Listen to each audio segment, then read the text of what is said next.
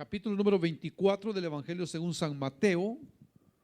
Estamos, hermano, ya en la parte recta final de este Evangelio, siempre aprendiendo. Leemos entonces la bendita palabra de Dios, versículo número 15, que nos dice de la manera siguiente: por tanto, cuando veáis en el lugar santo la abominación desoladora de que habló el profeta Daniel, el que le entienda, entonces los que estén en Judea huyan a los montes, y el que esté en la azotea no descienda para tomar algo de su casa, y el que esté en el campo no vuelva atrás para tomar su capa. Mas ay de las que estén encintas y de las que críen en aquellos días. Orad pues que vuestra huida no sea en invierno ni en día de reposo, porque habrá entonces gran tribulación, cual no la ha habido desde el principio del mundo hasta ahora, ni la habrá. Y si aquellos días no fuesen acortados, nadie sería salvo. Mas por causa de los escogidos, aquellos días serán acortados. Amén. Hasta ahí dejamos la porción. Pueden tomar su asiento, por favor, hermano. Que hemos llegado, digo, hermano, a esta parte del Evangelio según San Mateo. Y qué bueno por los que venimos asiduamente, porque llevamos la secuencia de lo que, hermano, venimos leyendo y, hermano, venimos aprendiendo. Pero se recuerda, hermano, que el Señor Jesús sigue, hermano, dando respuesta a aquellas tres preguntas que sus discípulos le hicieron cuando el Señor, hermano, profetizó de que del templo ahí en Jerusalén no iba a quedar piedra sobre piedra que no fuera removida. ¿De cuándo iban a hacer esas cosas? ¿De qué señal habría de su venida? ¿Y de qué señal habría del fin del siglo? Recordamos que para los judíos fin del siglo significaba el fin del mundo. Entonces el Señor ha venido dando una serie de enseñanzas, de palabras, donde ha venido contestando, hermano, esas preguntas. Y ahora el Señor continúa, hermano, dándole a ellos, hermano, lo veo así, como le hemos dicho, hermano, como un mapa, a donde, hermano, nos dicen que hay un tesoro. Y que al seguir ese mapa al pie de la letra, es seguro que lo vamos a encontrar.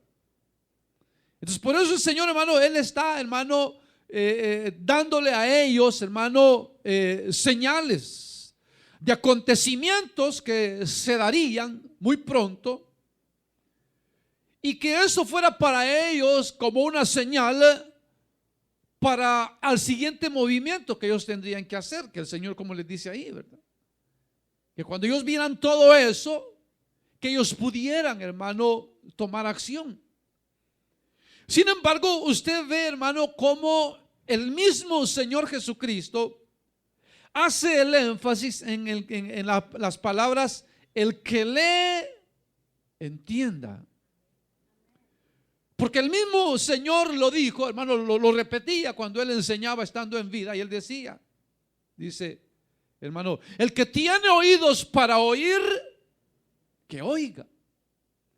Porque muchas personas oyen, pero no entienden lo que oyen. Oyen, pero rápido se les olvida, no tienen una mente retentiva, hermano, y rápido se les olvida.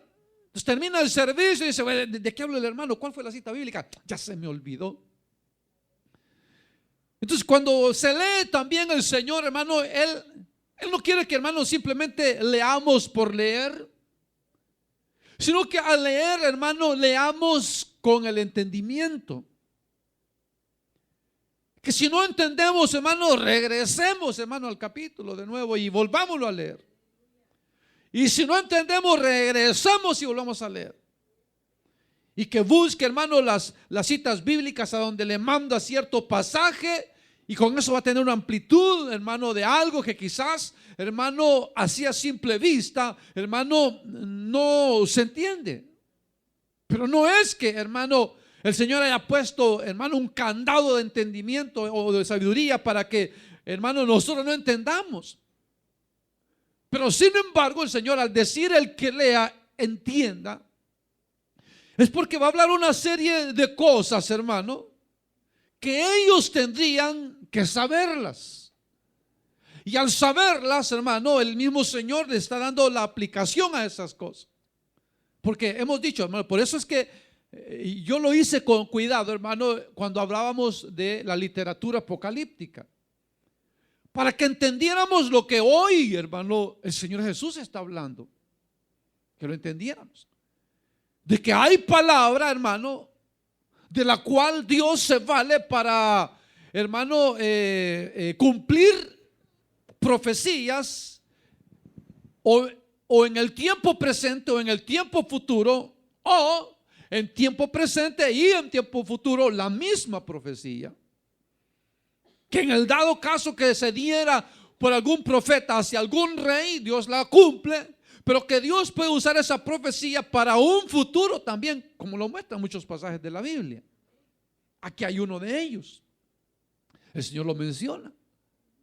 Y entonces por eso Él sigue, hermano, y voy a ir rápido por el tiempo, pero claramente el Señor dice, hermano, después de lo que les había dicho, de que, porque ya les dijo cuándo sería el fin, ya les dijo. ¿Cuándo sería el fin? El Señor lo dijo en el versículo 14. Y será predicado este evangelio del reino en todo el mundo, ¿verdad? Para testimonio a todas las naciones, y entonces vendrá el fin. Entonces, primero, hermano, el evangelio del reino habrá de ser predicado en todo el mundo. En todo el mundo. Por eso es importante la obra de la iglesia, el trabajar de la iglesia, hermano. Porque para eso Dios dejó a su pueblo, hermano. Para que nosotros contásemos las virtudes de aquel que nos llamó de las tinieblas a su luz admirable, dice la palabra, ¿verdad, hermano? Entonces, después que dijo eso, ahora dice el Señor, o sea, de todo lo que ha dicho, ¿verdad? Dice, por tanto, o sea, ya lo dijo, ahora vienen las señales. Por tanto, cuando veáis en el lugar santo, ¿cuál es el lugar santo de los judíos? El templo, ¿verdad? El templo era el lugar santo de ellos. Ahí Dios descendía con su presencia. Ese era el lugar santo de ellos. Ahí ellos se encontraban con Dios. Entonces, para los judíos, hermano, el lugar santo era el templo. Entonces, cuando veáis, dice, en el lugar santo, la abominación desoladora de que habló el profeta Daniel, entonces, cuando dice, se para el Señor, dice, el que lea, entienda. Entonces, vamos a la historia entonces, ¿verdad? Cuando habló, Dios dice, cuando veáis en el lugar santo la abominación desoladora de que habló el profeta Daniel, entonces, ¿de qué habló Daniel? Cuando habló, ¿qué es lo que pasó? ¿A qué se refiere el Señor Jesús cuando dice la abominación desoladora? Entonces vamos al capítulo 9 de Daniel. Y ahí en el capítulo 9 de Daniel, 9:11 también habla de eso, hermano. Ahí narra, o inspirado por el Espíritu Santo, Daniel habla, hermano, de una profecía que se iba a cumplir, hermano, como lo decíamos, como 160 años antes del Señor Jesús. Pero Daniel la estaba dando. Entonces, en el capítulo 9 Daniel habla de un personaje, lo dijimos y lo voy a decir rápido porque, hermano, el imperio griego, hermano, que era el que estaba en fuerza en los tiempos de Daniel.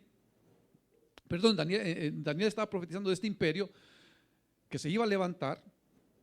Estaba, hermano, el rey Darío, que era el imperio griego. Y así el imperio griego vino, hermano, fortaleciéndose y fortaleciéndose, hasta que llegó en poder de el emperador, o como se llamaba, el Alejandro el Grande, que pues en griego era Alejandro Magno, Alejandro el Grande. Y cuando Alejandro, porque Alejandro, el emperador Alejandro, hermano, muere muy joven. Entonces, dice la historia que él divide, él entrega el poder, al saber que él va a morir, él entrega el poder, lo divide a sus generales y queda dividido en 4, aunque después hizo 2. Pero uno de esos fuertes grupos que quedó, hermano, quedó en manos del general, hermano, conocido como Antíoco Epífanes. Era el general fuerte de ese grupo, hermano. Y entonces, hermano, este general, hermano, arremetería, dice Daniel, arremetería contra el pueblo de Dios. Entonces lo que sucede, hermano, es de que como el poder corrompe, ¿verdad? Y el que tiene poder quiere más poder. Entonces, hermano, las partes que quedaron, hermano, del imperio griego se pusieron en contra la una con la otra. Entonces quedó el imperio, el poder del ex imperio griego quedó, hermano, entre un rey del norte y un rey del sur. Los Seleucidas eran los que, hermano, representaba a Antíoco Epífanes. Y los Ptolomeos, que era un Ptolomeo se llamaba el general de ellos, entonces le llamaban los Ptolomeos.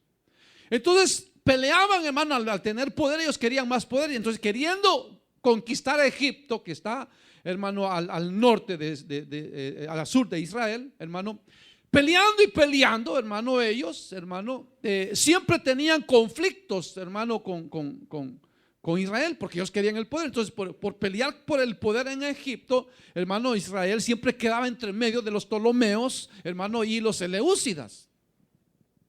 Entonces agarró fuerza, hermano, Antíoco Epífanes agarró fuerza y entonces se dirige hacia, hermano, el pueblo de Israel. En el capítulo 11 de Daniel, ahí está detalladamente, hermano, todo esto que estoy diciendo ahorita de Antíoco Epífanes. Ahí está diciendo todo lo que haría él, cómo se fortalecería contra los reyes que venció, hermano.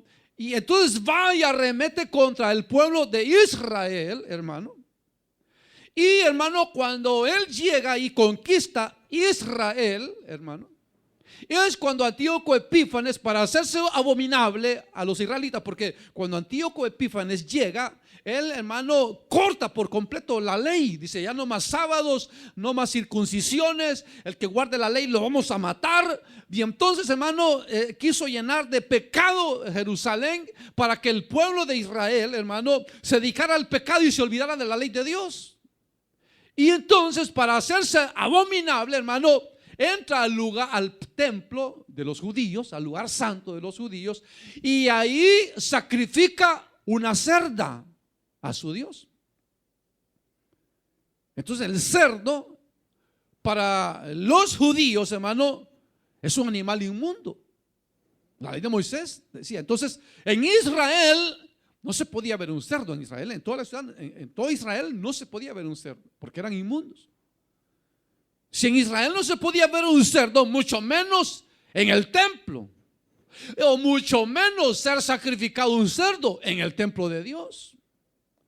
Entonces esto, hermano, agravó, hermano, la relación entre los judíos y Antíoco Epífanes. Llegaron a odiarlo, y es ahí donde surgen, hermano, esta familia de los macabeos. Bueno, Matatías era el papá, pero el mayor era Judas, al cual llamaban Judas Macabeo. Y es la historia que le estoy contando. O sea, el primer libro de los Macabeos, que es un libro apócrifo que aparece en la Biblia católica romana, es un libro histórico, hermano, fidedigno, o sea, aprobado. O sea, a pesar de que está ahí como libro, hermano, o parte de la Biblia católica romana, como historia es un libro, hermano, perfecto, o sea, excelente, o sea, fidedigno.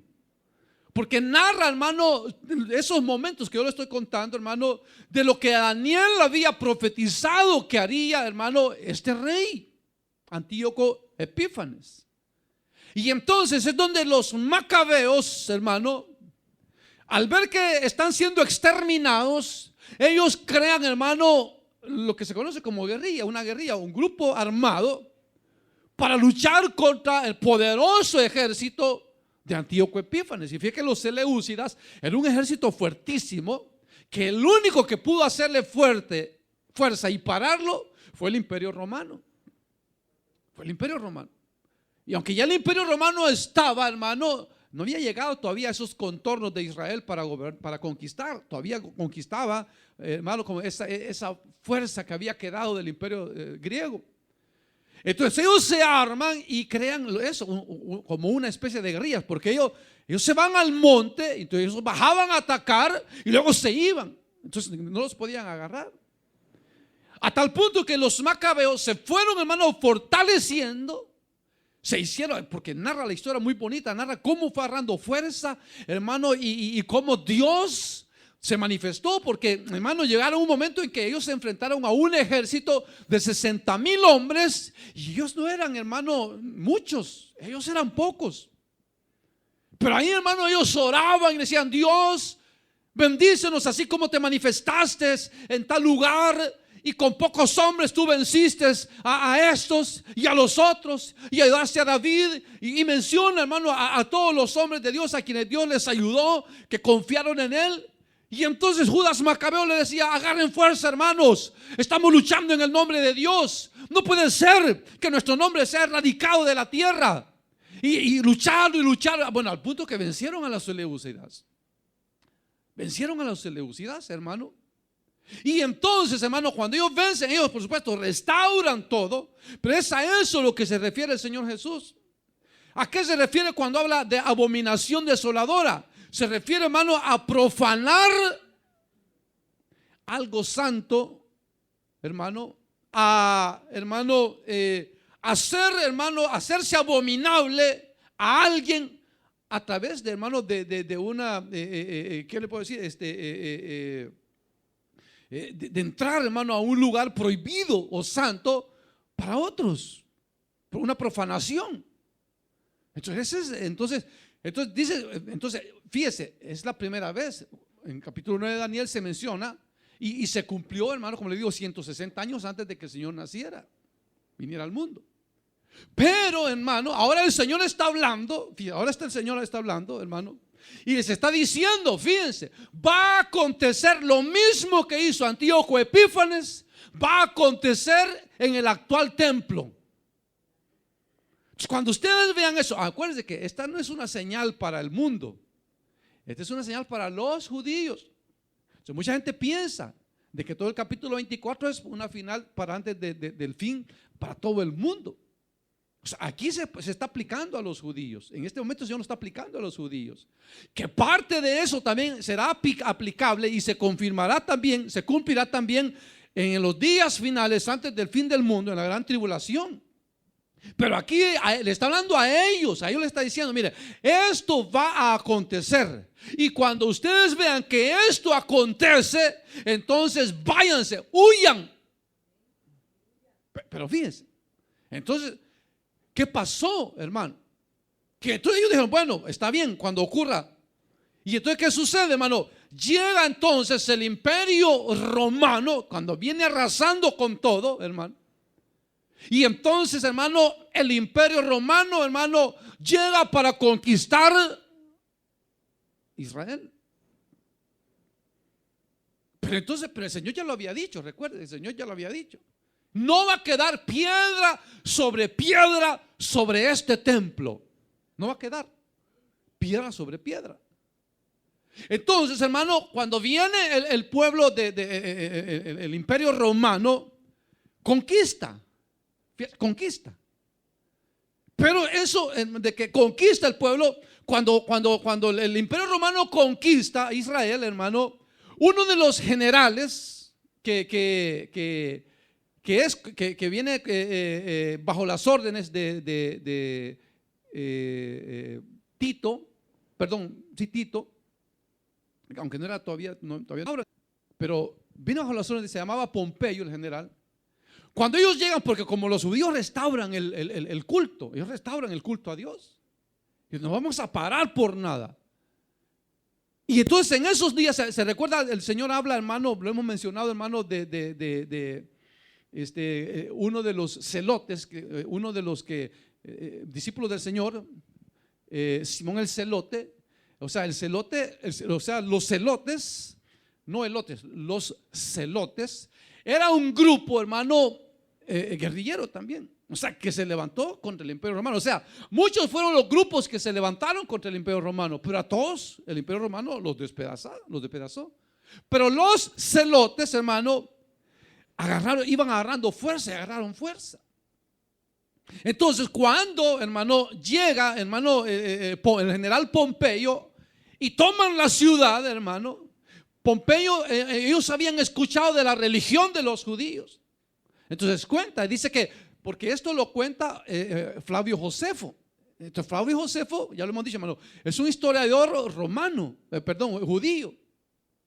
Pero, hermano, Josefo fue el líder de uno de esos grupos que se levantó contra el Imperio Romano. Pero como Josefo era un poco, bueno, no sé si inteligente o iba a saber qué, pero la cosa es de que cuando Josefo vio que el poderío romano era muy grande, Josefo se rinde.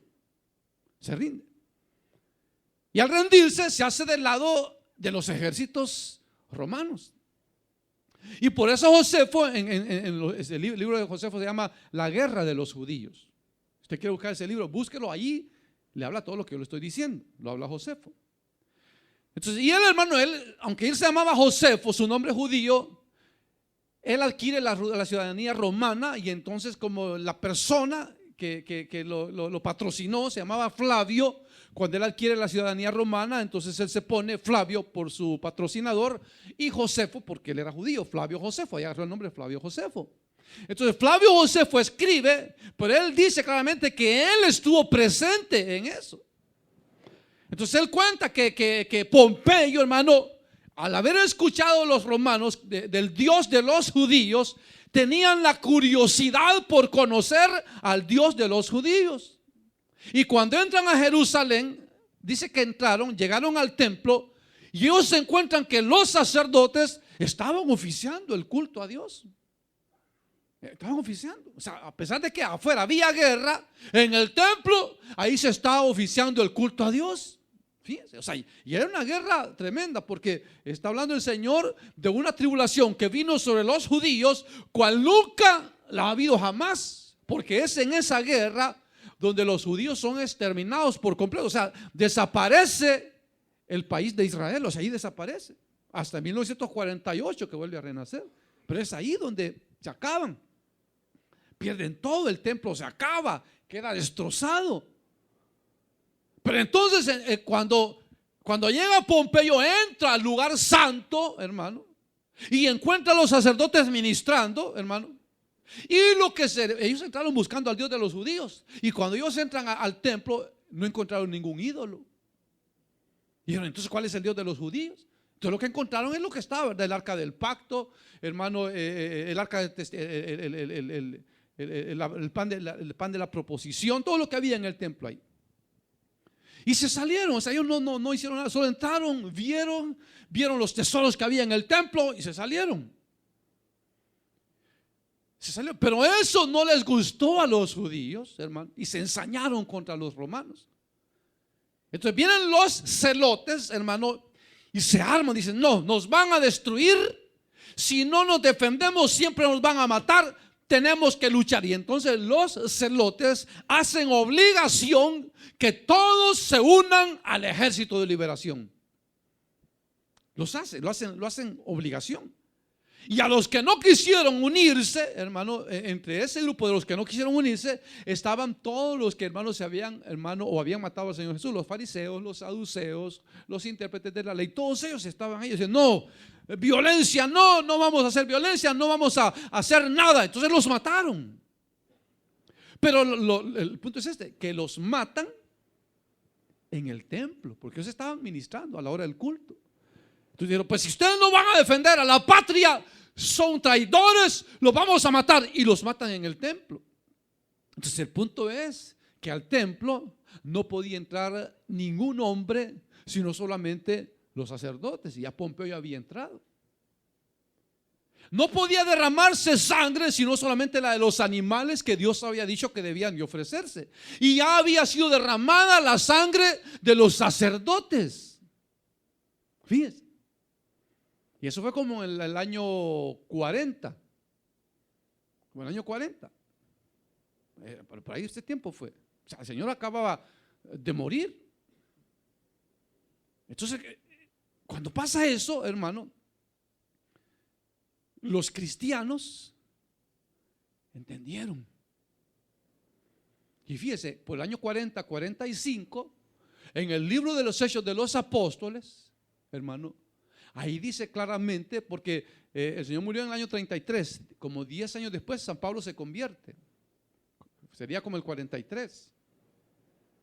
Al convertirse Pablo, hermano, él era un perseguidor de la iglesia, pero cuando la Biblia dice, por el año 1900, por el año 46, perdón, dice claramente, y las iglesias tenían paz en todo lugar. Fíjense. O sea, Israel estaba en guerra, hermano. Israel estaba siendo exterminado.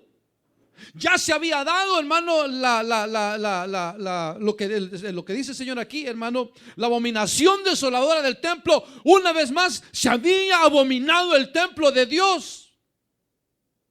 Los israelitas, hermano, estaban luchando, hermano, con todo para no dejarse vencer por el imperio romano. Pero la iglesia estaba ocupada evangelizando. Pero entonces, cuando el Señor le dice a los discípulos, cuando ustedes vean la abominación desoladora de la que habló el profeta Daniel, entonces dijeron, el templo de Dios ha sido profanado una vez más. Pompeyo, el general, entró. Los celotes han matado a los sacerdotes. El templo ha sido profanado. Eso es lo que dijo el Señor. Y entonces comienza la iglesia a organizarse para salir no de Jerusalén ni de Judea, sino de Israel. Entonces, aunque la Biblia habla, hermano, de que los que fueron esparcidos por la persecución, hermano, se habían ido, hermano, a muchos lugares, hermano, pero en realidad, hermano, es que todos los judíos, porque por lo menos la iglesia de Dios entendieron la lectura, la profecía del Señor. Y entonces, como se recuerda que dice que había gente que, hermano, les tenía temor a la iglesia, que tenían temor de juntarse con ellos, pero reconocían que Dios estaba con ellos. O sea, yo no soy cristiano, pero me gusta cómo alaban a Dios, pero se cumple lo que su Dios dice. El Dios de los cristianos es un Dios poderoso. Entonces, muchos que no eran cristianos, hermano, creían en el Dios de los judíos. Entonces, cuando los judíos ven eso que el Señor dijo, el que le entienda, ellos dijeron, bueno, profanar el templo es una abominación desoladora. Entonces, es el tiempo de salir, porque el Señor dijo, porque no va a quedar piedra sobre piedra. Porque el Señor ya había dicho, esta ciudad será destruida por cuanto no quisieron que yo lo reuniera como la gallina junta sus polluelos, me han desechado a mí. Entonces Israel, vuestra casa será dejada desierta. O sea, Dios había rechazado a Israel, ¿verdad? ¿Verdad, sí o no? Dios rechazó a Israel. Dios rechazó a Israel. Entonces, cuando los celotes dicen, todo israelita tiene que unirse al ejército de liberación, si no lo matamos, la iglesia tuvo una lucha tremenda porque tuvo que organizarse, hermano, bajo un sistema secreto para salir. Para salir. ¿Y sabe quién comandó esa salida de Jerusalén? Juan el apóstol. Juan el apóstol. Porque la iglesia ya había entendido la palabra de Dios. Ahora fíjese. ¿Por qué, hermano, algo tan importante? Porque ellos, viendo que su país estaba siendo destruido, que sus compatriotas estaban siendo exterminados, ¿por qué, hermano, la iglesia no decide pelear? ¿Por qué? ¿Por qué cree usted? ¿Cobardes? Porque, hermano, es justo, hermano, que el que está oprimido, hermano, se levante contra su opresor porque está oprimiendo injustamente, hermano. Era justa la causa, por así decirlo. Pero aunque era justa, hermano, los cristianos dijeron, los cristianos no tenemos nada que ver con el templo de Dios. Fíjense, porque ellos entendieron la palabra del Señor Jesús, que el Señor Jesús dijo, los desecho. ¿Ve? ¿Entienden? Fíjese, guárdese esto que estoy diciendo ahorita, porque más adelante voy a decir algo. Guárdese esto. El Señor dijo, los desecho. Entonces viene a la iglesia y es ahí donde pues San Juan sale, hermano. No dice realmente en la guerra de los judíos, no sé, no he leído todavía ahí si dice, pero no dice cuántos judíos salieron, o sea, cristianos. Que fueron muchos judíos, fueron muchos, pero no todos eran cristianos. Pero los que salieron porque se dieron cuenta de alguna manera que, hermano, la iglesia estaba, hermano, obedeciendo a las palabras del Señor Jesús. Y ahí donde San Juan se establece en Éfeso, y algunos fueron a Galacia, otros al Ponto, otros a Roma, otros a Corintio, a Italia, hermano, muchos. Fíjense. Pero entonces, ¿qué pasa? Que solamente los que salieron obedeciendo la palabra de Dios, la palabra profética del Señor Jesús, se salvaron. Porque otros, aunque se quedaron ahí, se salvaron, pero quedaron esclavos del sistema. En el caso de Flavio Josefo.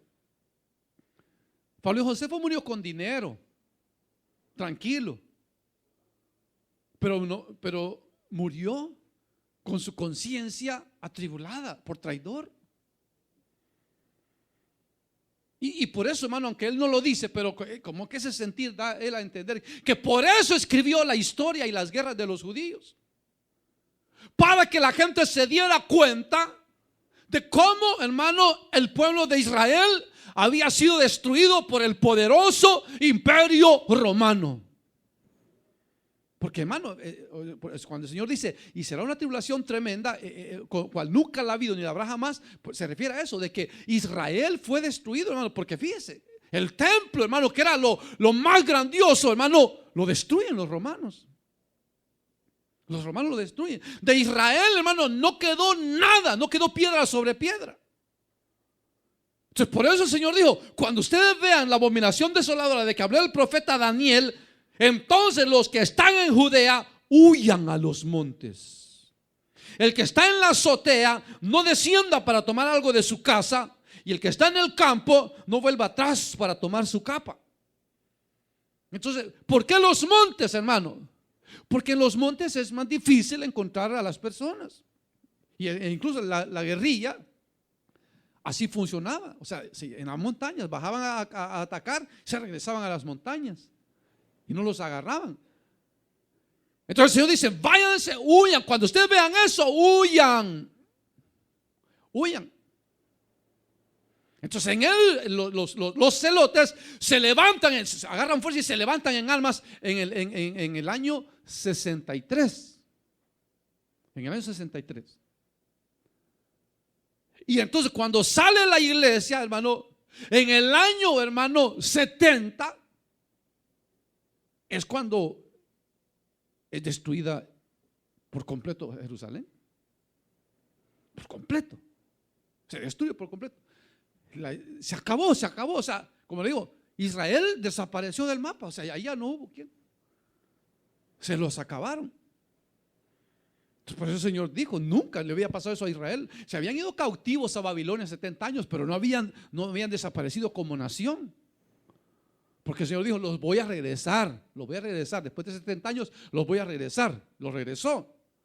Pero aquí el Señor dijo, se les va a destruir. Su casa va a ser dejada desierta. No va a haber nadie, aquí no va a quedar nadie. Y no quedó nadie. Desaparecieron como nación hasta el año 1948, que volvieron a resurgir como nación. El gran pleito que tienen hoy, ¿verdad? Que esta tierra es nuestra, no, que nosotros hemos vivido aquí, no, que Dios nos la dio y nos fuimos porque nos la quitaron los romanos, pero es de nosotros, no, que de aquí, que de allá. Y ahí el problema entre los dos hermanitos, ¿verdad? Pero es porque el Señor lo dijo. Porque el Señor lo dijo.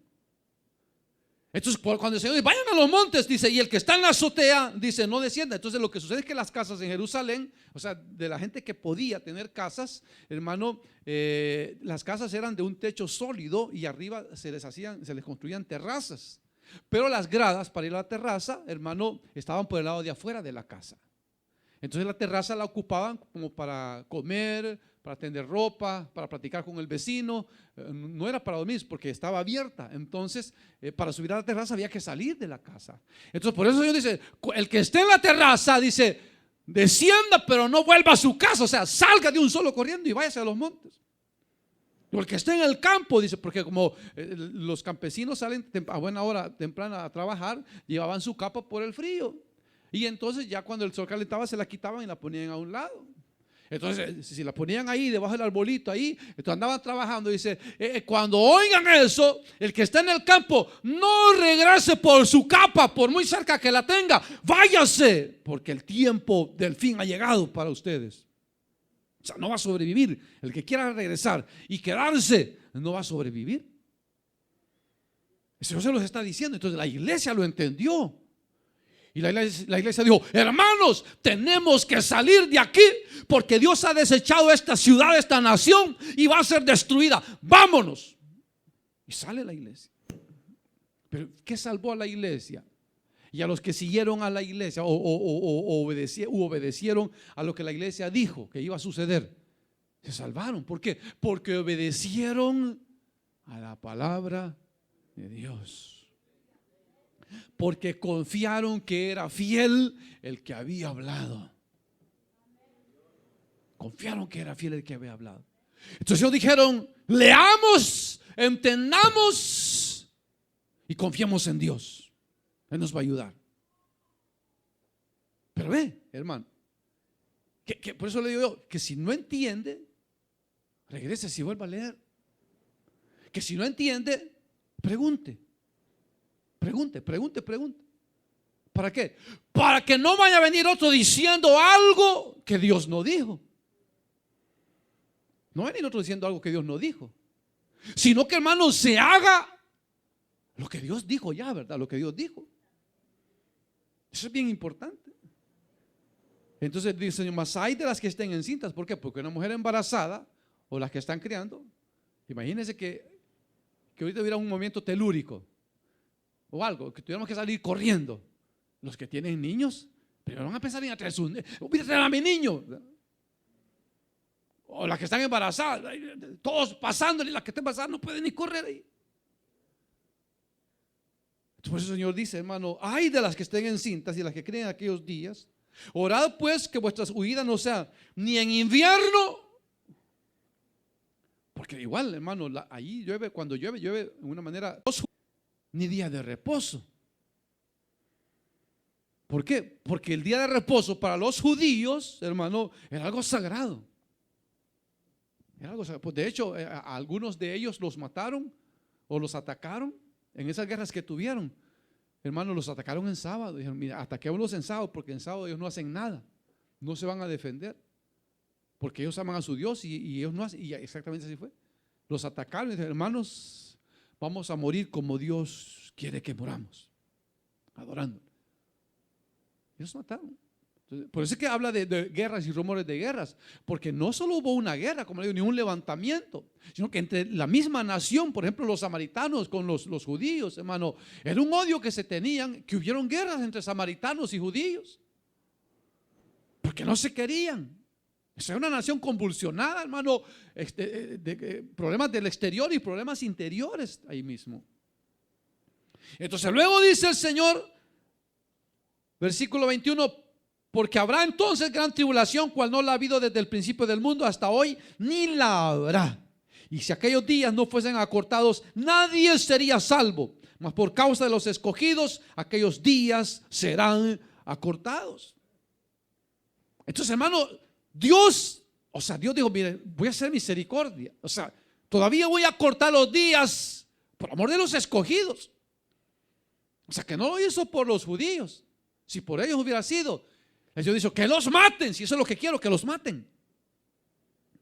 Pero viene Dios y dice, no, le voy a dar tiempo a mis hijos, para que mis hijos, los que confían en mí y en mi palabra y obedecen mi palabra, no mueran. Voy a cortar los días para que no los alcance el mal a ellos. Para que no los alcance el mal. Y por eso de esa manera es como la iglesia, fíjese, a través de un problema civil, por así decirlo, hermano, Dios hace que la iglesia se extienda.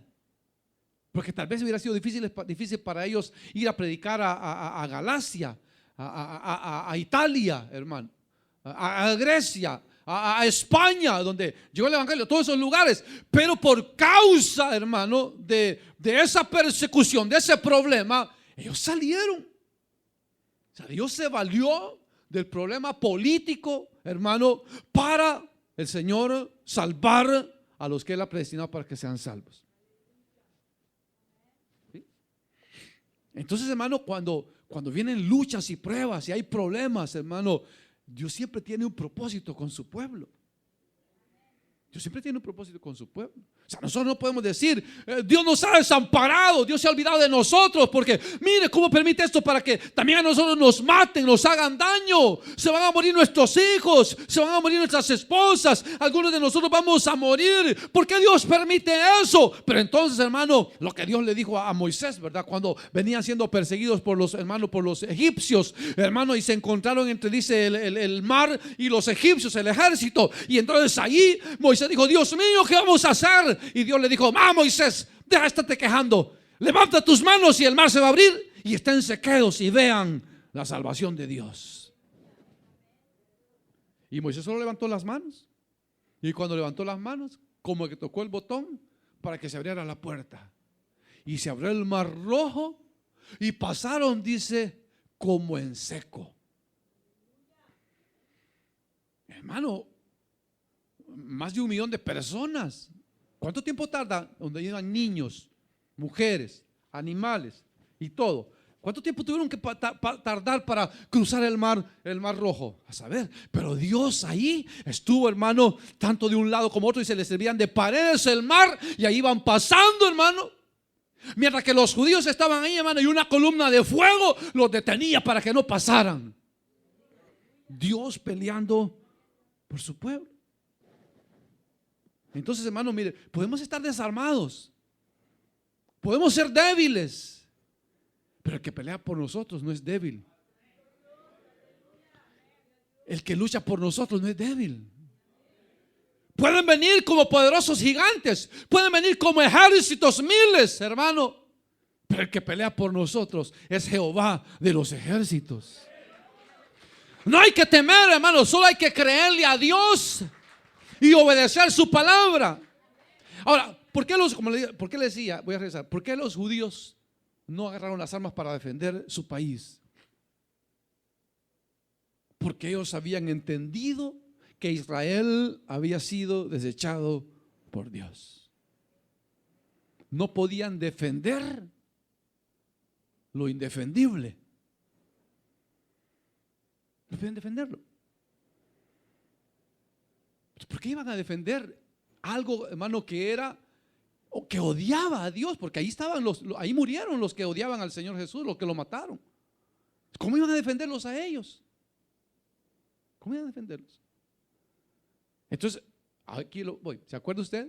Cuando a los Gálatas el apóstol Pablo habla. Entonces, la razón por la cual Pablo escribe a los Gálatas es porque los Gálatas, hermano, habían comenzado bien el evangelio. Pero conforme fue pasando el tiempo, hermano, querían mezclar el evangelio, el cristianismo, con el judaísmo. Querían mezclarlo. Y entonces querían enseñarles que no había que comer de ahogado. Querían enseñarles que había que guardar el día de reposo. Y entonces dice que cuando Pedro estaba en Galacia, hermano, con los hermanos de la iglesia, convivía perfectamente. Pero cuando venían los judíos de Jerusalén, se apartaba de los cristianos y se llegaba con los judíos. Y entonces Pablo vio eso y vio que estaba actuando de una manera hipócrita. Y dice, Pedro, ¿por qué actúas así, Pedro? Tú sabes, Pedro, que aunque nosotros somos judíos de nacimiento, creemos que el hombre es salvo por la fe y no por las obras de la ley, le dijo. ¿Verdad que así le dijo? Entonces tú eres un hipócrita, porque cuando estás aquí con los hermanos de la iglesia, bien te la llevas como cristiano.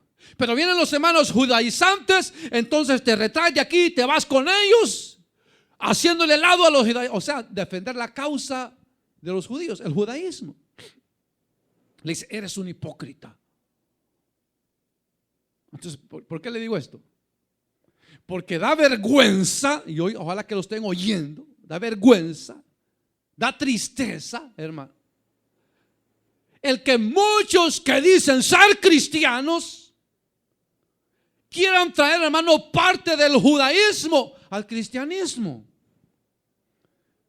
Si el Señor vino para que los judaístas o los del judaísmo se volvieran al cristianismo, ¿verdad? No para que los cristianos se volvieran al judaísmo, sino que para que el mundo entero, judíos, católicos, romanos, testigos de Jehová, solo Jesús, adventistas, se conviertan al Dios vivo y verdadero.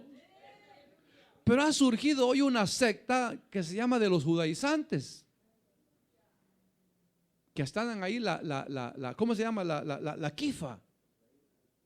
La Kifa. Y entonces, hermano, dice, no, dice, queremos orar como los judíos, hoy somos judíos y esto y lo otro. Fíjese, están defendiendo lo que Dios ya desechó. Lo que Dios ya desechó.